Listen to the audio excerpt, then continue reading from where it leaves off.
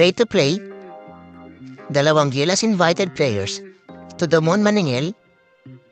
Proud na proud si Al Francis Chua sa ating pambatang koponan na Gilas Pilipinas sa paggawa nito ng history para sa Pilipinas basketball sa katapos lang na PBA press conference na ginanap kaninang hapon. Dagdag pa nito, hindi raw nagpapabayad ang mga players ng ating gold-winning team. Ang natatanggap lang raw nila ay ang kanilang mga sahod galing sa kanilang PBA teams at wala nang dagdag na alawan sa pagiging parte ng Gilas. Kahit nga raw magpa-room service sa hotel na kanilang tinutuloyan ay tinatanggihan ng mga ito.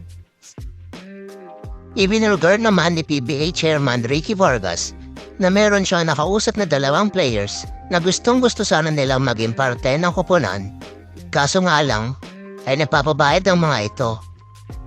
Ang inihingi daw ng players na ito ay mas mahal pa sa natatanggap ng ating naturalized player. He's asking for the moon. Dagdag pa nito.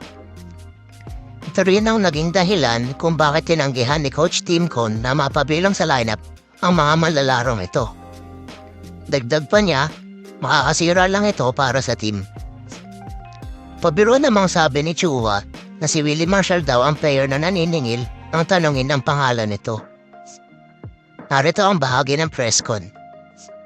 They didn't get anything extra to just to play for Asian Games. Wala. Now, if you're gonna ask kung meron sila matatanggap ngayon, of course, Goldie. Diba? Of course.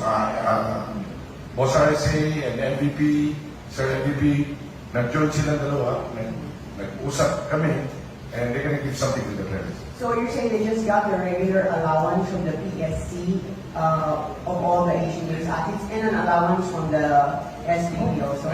May I answer that? Yes, sir. They were players of teams, right? Yes. So they have monthly pay. Yes. They continue to get those monthly pay, whether they pay or they don't pay.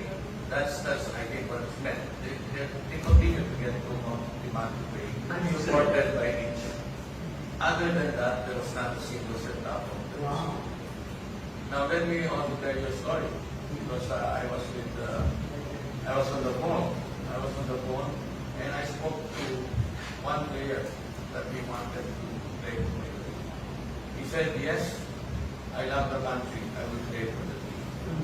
And then he says, "Talk to my manager." Then the manager came back and says, "He will play as long as you pay him."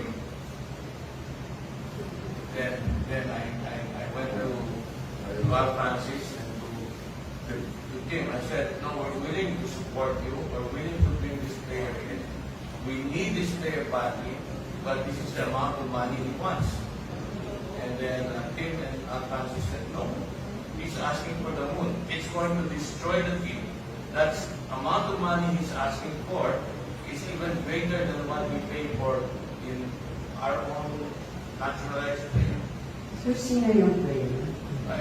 And Willie Marshall. I would rather not say that, but he was not